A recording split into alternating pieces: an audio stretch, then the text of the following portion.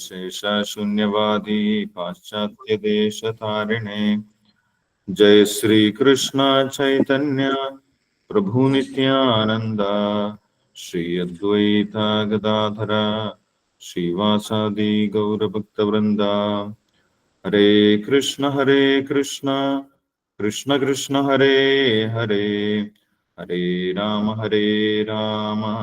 राम राम हरे हरे। ओम नमो भगवते वासुदेवाय ओम नमो भगवते वासुदेवाय ओम नमो भगवते वासुदेवाय। निगमकल्पतरोर्गलितं फलं शुकमुखात् अमृतद्रवसंयुतं पिबत भागवतं रसमालयं मुहुरहो रसिका भुवि भावुकाः। नारायणं नमस्कृत्यं नरं चैव नरोत्तमं देवीं सरस्वतीं व्यासं ततो जयं मुदीरयेत्। नष्टप्रायेषु भद्रेषु नित्यं भागवत सेवया भगवती उत्तमश्लोके भक्तिर्भवति नैष्टिकीम्। कृष्णाय वासुदेवाय देवकी नंदनाय च नंदगोपकुमाराय गोविंदाय नमो नमः। हरे कृष्ण। ശ്രീമദ് ഭാഗവതം ചതുർത്ഥ സ്കന്ധം 23ാമത്തെ അധ്യായം. പൃഥു മഹാരാജാവ് ധാമത്തിലേക്ക് മടങ്ങുന്നു. ശ്ലോകം 15 മുതൽ 19 വരെ വായിക്കാം. ഉത്സർപ്പയം സ്തൂതം മൂർധ്നി ക്രമേണാവേശ നിസ്പൃഹഃ വായും വായോക്ഷിതൗകായം തേജസ്തേജസ്യ അയൂയുജത്.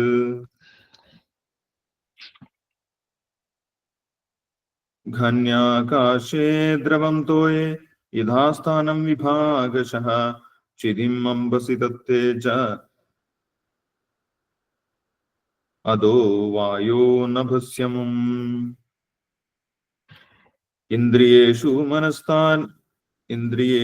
മനസ്ഥാനി തന്മാത്രേഷു യഥോദ്ഭവം ഭൂതാദിനാമമൂന്യത് ഉത്കൃഷ്യ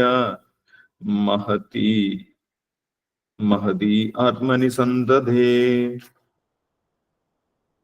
തം സർവഗുണവിന്യാസം ജീവേ മായാമയേന്യഥാത് തം ചാനുഷയമാത്മസ്ഥം ആസാ അസു അനുഷയീ പുമാൻ. ജ്ഞാനവൈരാഗ്യവീരേണ സ്വരൂപസ്ഥോ അജഹാത് പ്രഭു.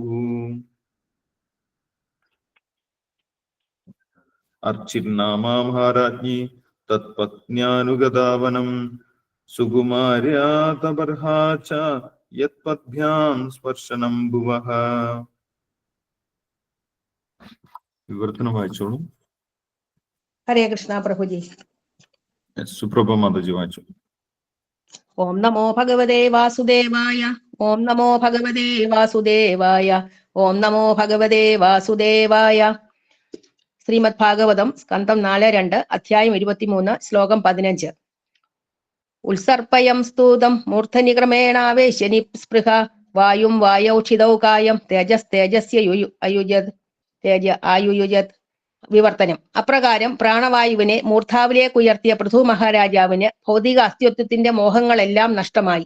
ക്രമേണ അദ്ദേഹം അവന്റെ പ്രാണവായുവിനെ ലോകം മുഴുവൻ നിറഞ്ഞു നിൽക്കുന്ന വായുവിന്റെ സമഗ്രതയോടും ശരീരത്തെ ഭൂമിയുടെ സമഗ്രതയോടും ശരീരത്തിനുള്ളിലെ അഗ്നിയെ അഗ്നിയുടെ സമഗ്രതയോടും അലിയിച്ചു ചേർത്തു.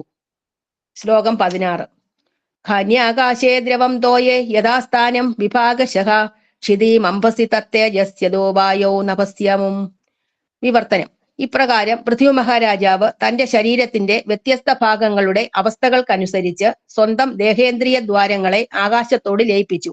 രക്തം തുടങ്ങിയ ശരീരദ്രവങ്ങളെ ജലത്തിന്റെ സമഗ്രതയോടും ഭൂമിയെ ജലത്തോടും ജലത്തെ അഗ്നിയോടും അഗ്നിയെ വായുവിനോടും വായുവിനെ ആകാശത്തോടും എന്ന വിധത്തിൽ ലയിപ്പിച്ചു. ശ്ലോകം 17. ഇന്ദ്രിയേഷു മനസ്ഥാനി തന്മാത്രേഷു യഥോദ്ഭവം ഭൂതാദിനാമിനോത്കൃഷ്യ മഹത്യാത്മനി സന്തതേ.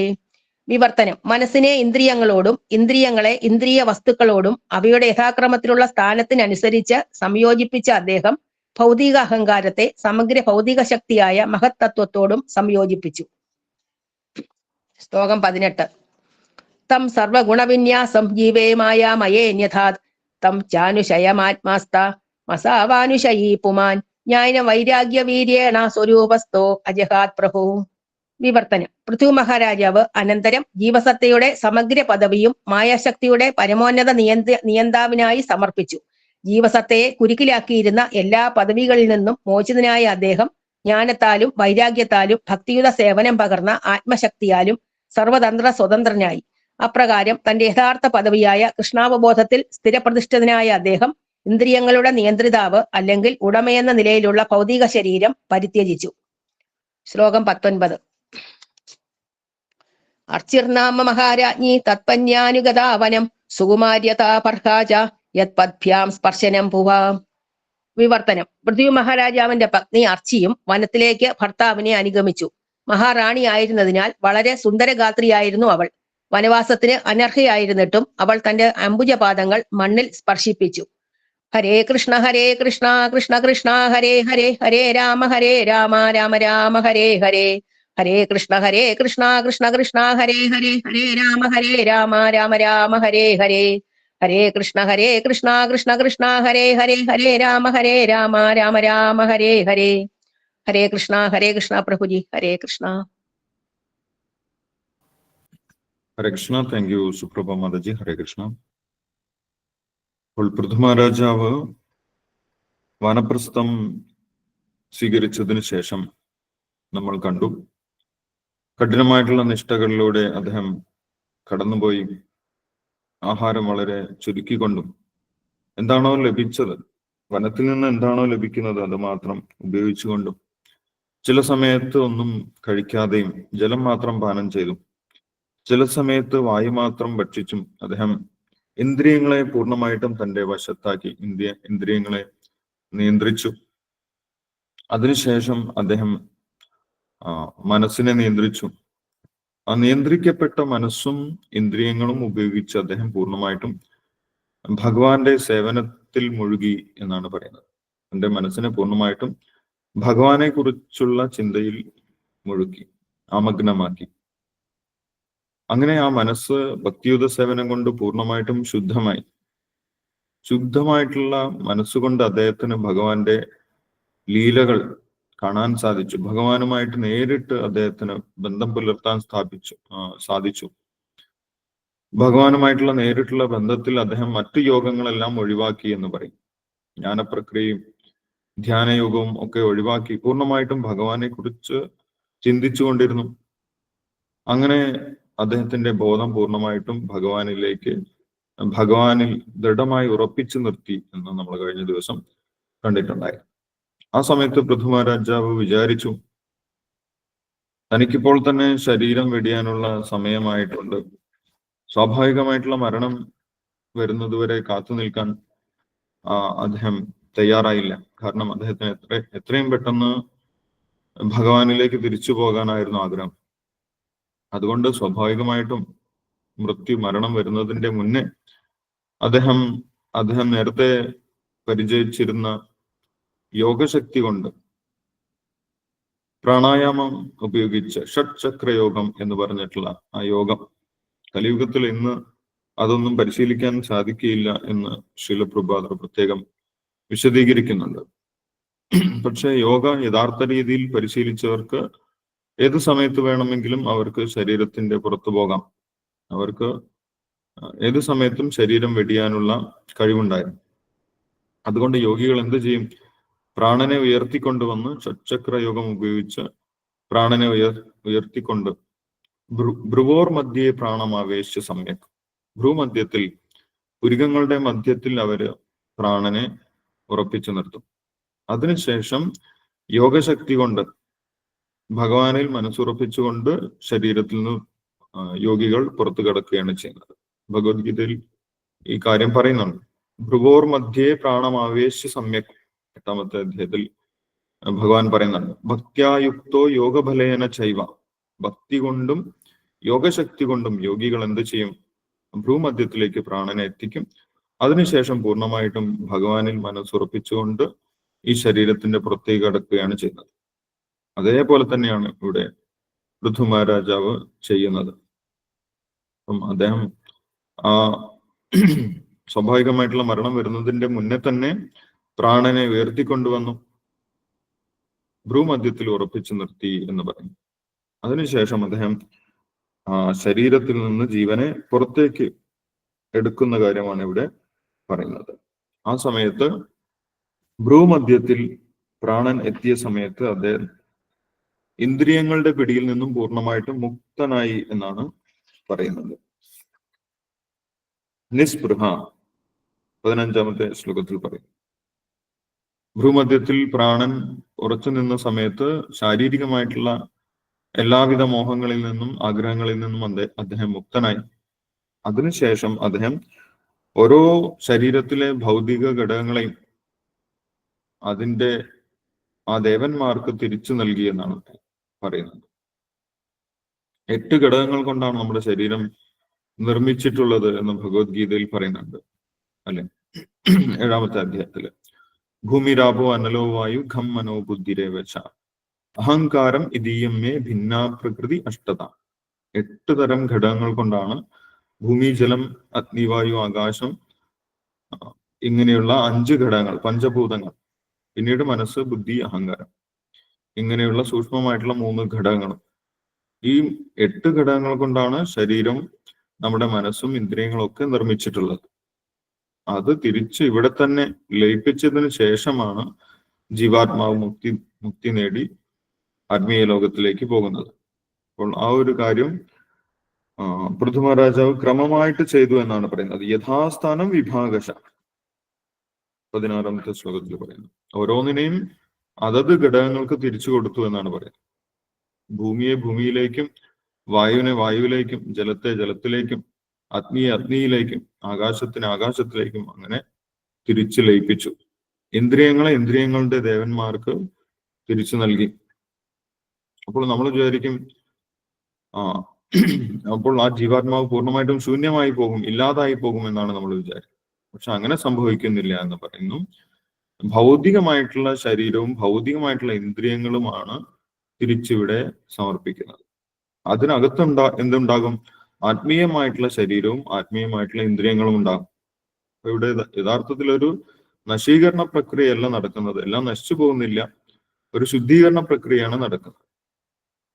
ഭൗതികമായിട്ടുള്ള അഴുക്കുകളൊക്കെ ആത്മീയ ശരീരത്തിൽ നിന്ന് കഴുകിക്കളയുന്നത് പോലെയാണ്. അതിനെയൊക്കെ തിരിച്ചേൽപ്പിച്ചു എന്ന് പറയുമ്പോൾ നമ്മൾ വിചാരിക്കും സാധാരണഗതിയിൽ എല്ലാം ലയിച്ചു പോയി എന്ന് പറയും. ഇവിടെ ലയിക്കുന്നതായിട്ടാണ് നമ്മൾ പറയുന്നത്. അപ്പോൾ അതെന്താണ് ലയിക്കുന്നത്? ഭൗതികമായിട്ടുള്ള ഇന്ദ്രിയങ്ങളും മനസ്സും ശരീരവും ഒക്കെ ഭൗതികമായിട്ടുള്ള വസ്തുക്കളിൽ, അതിന്റെ ദേവന്മാരിൽ ലയിച്ചു ചേരുന്നു. ബാക്കി എന്തുണ്ടാവും? ശുദ്ധമായിട്ടുള്ള ആത്മീയ ശരീരവും ശുദ്ധമായിട്ടുള്ള ആത്മീയ ഇന്ദ്രിയങ്ങളും ഉണ്ടാകും. ആത്മീയ ശരീരത്തിലും എന്തുണ്ട്? കണ്ണ്, മൂക്ക്, നാക്ക്, ത്വക്ക് ഇങ്ങനെയുള്ള എല്ലാ ഇന്ദ്രിയങ്ങളും ഉണ്ട്. അത് ആത്മീയമായിട്ടുള്ള ഇന്ദ്രിയമാണ്. അങ്ങനെ ഈ ആത്മീയ ഇന്ദ്രിയങ്ങളും ആത്മീയ ശരീരത്തിനെയും അദ്ദേഹം പൂർണ്ണമായിട്ടും ശുദ്ധമാക്കി എന്നാണ് പറയുന്നത്. അദ്ദേഹത്തിന്റെ ആ പ്രത്യേക യോഗചര്യ ഉപയോഗിച്ച് ശരീരത്തിനെ പൂർണ്ണമായിട്ടും ഇവിടെ ഭൗതിക ലോകത്തിൽ അലിയിപ്പിച്ചു എന്നാണ് പറയുന്നത്. ഈ ഒരു യോഗചര്യ നമ്മൾക്ക് കലിയുഗത്തിൽ ചെയ്യാൻ സാധിക്കുകയില്ല എന്ന് ശ്രീല പ്രഭുപാദർ പ്രത്യേകം എടുത്തു പറയുന്നുണ്ട് 17ാമത്തെ ശ്ലോകത്തിന്റെ ഭാവാർത്ഥത്തിൽ. കലിയുടെ ഈ യുഗത്തിൽ ഈ ശ്ലോകത്തിൽ സൂചിപ്പിച്ചിട്ടുള്ള യോഗ പ്രക്രിയ പ്രാവർത്തികമാക്കുക വളരെ പ്രയാസകരമാണ്. അത്തരം യോഗയിൽ വൈദഗ്ധ്യമില്ലാത്തവർ ഭഗവാൻ ചൈതന്യ മഹാപ്രഭുവിന്റെ ശ്രീകൃഷ്ണ സങ്കീർത്തനം ലക്ഷ്യവും മാർഗവും ആക്കുന്നതാണ് ഏറ്റവും ശ്രേഷ്ഠം. അപ്രകാരം ഹരേ കൃഷ്ണ കൃഷ്ണ കൃഷ്ണ ഹരേ ഹരേ, ഹരേ രാമ രാമ രാമ ഹരേ ഹരേ ജപമെന്ന ലളിതമായ പ്രക്രിയയിലൂടെ ഒരുവന് വളരെ മഹനീയമായ രീതിയിൽ സർവ ഭൗതിക മാലിന്യങ്ങളിൽ നിന്നും സ്വതന്ത്രനാകാൻ കഴിയും. ഈ ഭൗതിക ലോകത്തിലെ ജീവിതം ഭൗതിക ശബ്ദത്തിലൂടെ ആരംഭിക്കുന്നത് പോലെ ആധ്യാത്മിക ജീവിതം അതിന്റെ ആധ്യാത്മിക ശബ്ദ സ്പന്ദനത്തിലൂടെ ആരംഭിക്കുന്നു. അപ്പൊ ഭൗതിക ജീവിതം നമ്മൾ ആരംഭിക്കുന്നത് ഭൗതിക ശബ്ദങ്ങളിലൂടെയാണ്, അല്ലെ? നമ്മൾക്ക് ഭൗതികമായിട്ടുള്ള ഒരു പേരിട്ട് നമ്മൾ വിളിക്കും, ഇതാണ് നിങ്ങളുടെ പേര് എന്ന് പറഞ്ഞ് വിളിക്കും. പിന്നെ നമ്മൾക്ക് നമ്മുടെ ബന്ധുക്കളെയും സുഹൃത്തുക്കളെയും കുടുംബാംഗങ്ങളെയും ഒക്കെ പരിചയപ്പെടുത്തി തരും. അതെല്ലാം ഭൗതിക ശബ്ദത്തിലൂടെയാണ്. ഭൗതികമായിട്ടുള്ള നാമങ്ങൾ നമ്മൾ പരിചയപ്പെടുന്നതിലൂടെയാണ്, ഭൗതിക വസ്തുക്കൾ നമ്മൾ പരിചയപ്പെടുന്നതിലൂടെയാണ് നമ്മൾ ഭൗതികമായിട്ടുള്ള ജീവിതം, ഭൗതികമായിട്ടുള്ള നമ്മുടെ ഐഡന്റിറ്റി, നമ്മൾ ആരാണ്, എന്താണ്, നമ്മൾ ഏത് കുടുംബത്തിലുള്ളതാണ്, നമ്മൾ ഏത് ജാതിയാണ്, ഏത് മതമാണ് എന്നൊക്കെ നമുക്ക് ശബ്ദത്തിലൂടെയാണ് നമുക്ക് പറഞ്ഞു തരുന്നത്. അതേപോലെ നമ്മൾക്ക് ആത്മീയമായിട്ടുള്ള ജീവിതം, ആത്മീയ ലോകത്തിലേക്ക് പോകുന്ന സമയത്ത് നമുക്ക് ആത്മീയമായിട്ടുള്ള ശബ്ദങ്ങളിലൂടെ ആത്മീയമായിട്ടുള്ള അസ്തിത്വം തിരിച്ചു കിട്ടുമെന്നാണ് പറയുന്നത്. അതിന്റെ തുടക്കമാണ് ഹരേ കൃഷ്ണ മഹാമന്ത്രം. അത് ആത്മീയമായിട്ടുള്ള ശബ്ദമാണ്. ആ ആത്മീയമായിട്ടുള്ള ശബ്ദം കേൾക്കുന്നതിലൂടെ ഭൗതിക മാലിന്യങ്ങളെല്ലാം നമ്മളെ വിട്ടുപോകും. നമ്മൾക്ക് ഭൗതികമായിട്ടുള്ള ആത്മീയമായിട്ടുള്ള അസ്തിത്വം തിരിച്ചു കിട്ടുമെന്നാണ് പറയുന്നത്. ശുദ്ധമായിട്ടുള്ള ആത്മാവായിട്ട് മാറി ആത്മീയ ജീവിതത്തിലേക്ക് പ്രവേശിക്കാൻ സാധിക്കും എന്ന് പറയാം. അപ്പൊ അങ്ങനെ പൂർണ്ണമായിട്ടും ഭൗതികമായിട്ടുള്ള ഇന്ദ്രിയങ്ങളിൽ നിന്ന് മുക്തനായിട്ടുള്ള പൃഥു മഹാരാജാവ് ആ ശരീരം വെടിഞ്ഞു എന്നാണ് പറയുന്നത്. ശരീരത്തിൽ നിന്ന് പുറത്തേക്ക് പോയി ആത്മീയ ലോകത്തിലേക്ക് ഭഗവാനിൽ പൂർണ്ണമായിട്ടും ബോധം ഉറപ്പിച്ചുകൊണ്ട് അദ്ദേഹം ഭഗവാനിലേക്ക് തിരിച്ചുപോയി. ഭഗവാനിലേക്കാണ് തിരിച്ചുപോയത് എന്ന് ഉറപ്പാണ്. കാരണം ഭഗവത്ഗീതയിൽ പറയുന്നുണ്ട് അല്ലെ, യം യം വാപി സ്മരൻ ഭാവം ത്യജത്യന്തേ കളേവരം തം തമേവേദി കൗന്ദേയ സദാ തദ്ഭാവ ഭാവിത. ഒരു വ്യക്തി മരണസമയത്ത് എന്തിനെ കുറിച്ചാണോ ചിന്തിക്കുന്നത്, അവന്റെ ബോധം എന്തിലാണോ ഇരിക്കുന്നത്, അത് തന്നെയായിട്ട് തീരും, അവിടേക്ക് എത്തിച്ചേരും എന്ന് പറയും. അപ്പൊ നേരത്തെ പറഞ്ഞിട്ടുണ്ട്, പൃഥു മഹാരാജാവ് ഭഗവാന്റെ ചിന്തകളിൽ പൂർണ്ണമായിട്ടും മനസ്സിനെ ഉറപ്പിച്ചിട്ടുണ്ടായിരുന്നു. അങ്ങനെ പൃഥു മഹാരാജാവ് തിരിച്ച് ഭഗവത് സന്നിധിയിലേക്ക് പോയി എന്നാണ് പറയുന്നത്. അപ്പോൾ ആ സമയത്ത് പൃഥു മഹാരാജാവിന്റെ കൂടെ പൃഥു മഹാരാജാവിന്റെ പത്നിയായിട്ടുള്ള അർച്ചി ദേവിയും ഉണ്ടായിരുന്നു. അവര് മഹാറാണിയായിരുന്നു. അവർക്ക് ഒരിക്കലും വനത്തിലെ വനവാസമൊന്നും ഒരിക്കലും പരിചയമില്ല. എന്നിട്ടും അദ്ദേഹം പൃഥു മഹാരാജാവിന്റെ കൂടെ, അർച്ചി മഹാറാണി പൃഥു മഹാരാജാവിന്റെ കൂടെ തന്നെ വനത്തിലേക്ക് പോയിട്ടുണ്ടായിരുന്നു. അവിടെ വെച്ച് അർച്ചി മഹാറാണി എങ്ങനെയാണ് പൃഥു മഹാരാജാവിനെ പരിചരിച്ചത്, അല്ലെങ്കിൽ എങ്ങനെയാണ് അവര് ദിനചര്യകൾ ചെയ്തത് എന്നിവിടെ വിശദീകരിക്കുന്നുണ്ട്. അവർക്കൊട്ടും പരിചയമില്ലാഞ്ഞിട്ടും അവർ വനവാസത്തിനായിട്ട് വന്നു. അവർക്ക് വേണമെങ്കിൽ കൊട്ടാരത്തിൽ തന്നെ ഇരിക്കാമായിരുന്നു. കൊട്ടാരത്തിൽ പൃഥുവിന്റെ മക്കളെല്ലാം ഉണ്ട്, അവരുടെ കൂടെ ഇരിക്കുന്നതിന് ബുദ്ധിമുട്ടില്ല. പക്ഷെ അവർ വളരെയധികം പതിവ്രതയായതുകൊണ്ട് എങ്ങനെയാണോ ഗാന്ധാരി ധൃതരാഷ്ട്രൻ വനത്തിലേക്ക് പോയ സമയത്ത് പിന്തുടർന്നത്, അതേപോലെ അർച്ചി മഹാറാണിയും വനത്തിലേക്ക് പൃഥു മഹാരാജാവിന്റെ കൂടെ പോയിട്ടുണ്ടായിരുന്നു. അവരും പൃഥു മഹാരാജാവ് എങ്ങനെയൊക്കെയാണോ തപസ്സുകൾ അനുഷ്ഠിച്ചത്, അതേപോലെ തന്നെ തപസ്സുകൾ പിന്തുടർന്നു എന്നാണ് പറയുന്നത്. കർദമ മഹർഷി തപസ് ചെയ്യുന്ന സമയത്ത് എങ്ങനെയാണോ ദേവഹൂതി അവരെ പിന്തുടർന്നത്, അതേപോലെ തന്നെ അർച്ചി മഹാറാണിയും ചെയ്തിട്ടുണ്ടായിരുന്നു എന്നാണ് പറയുന്നത്. അങ്ങനെ അർച്ചി മഹാറാണി പൃഥു മഹാരാജാവിനെ കാണുന്നുണ്ട്. പൃഥു മഹാരാജാവ് പൂർണ്ണമായിട്ടും ശരീരത്തിൽ നിന്ന് വിട്ടുപോയി. സമാധിസ്ഥമായിട്ടുള്ള ശരീരം അർച്ചി മഹാറാണി കാണുന്നുണ്ട്. അർച്ചി മഹാറാണി എന്താണ് ചെയ്തത് എന്നൊക്കെ അടുത്ത ശ്ലോകങ്ങളിൽ നമുക്ക് വായിക്കാൻ സാധിക്കും. അപ്പൊ നമുക്കത് അടുത്ത ദിവസം വായിക്കാം. അപ്പൊ നമുക്ക് നാമജപം തുടരാം. ഹരേ കൃഷ്ണ. ഹരേ കൃഷ്ണ. ഗീത മാതാജി ജപിച്ചോളൂ. ഹരേ കൃഷ്ണ. ഹരേ കൃഷ്ണ. ജയ ശ്രീ കൃഷ്ണ ചൈതന്യ പ്രഭു നിത്യാനന്ദ ശ്രീ അദ്വൈത ഗദാധര ശ്രീവാസാദി ഗൗര ഭക്തവൃന്ദ. ഹരേ കൃഷ്ണ.